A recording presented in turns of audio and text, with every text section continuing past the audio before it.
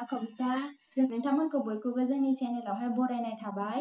आसा खालामो नोंथांमोनहा जोंनि भिडिअफोरखौ लाइक खालामगोन, कमेन्ट खालामगोन आरो शेयार खालामगोन।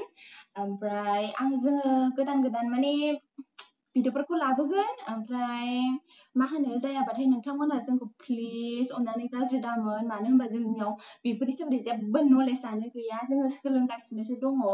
ओमफ्राय नोंथांमोनहा माबायदि जोंखौ भिडिअ लाबोजानो लुगैयो कमेन्ट खालामनानै होबानो जाबाय। गोजोननाय थाबाय।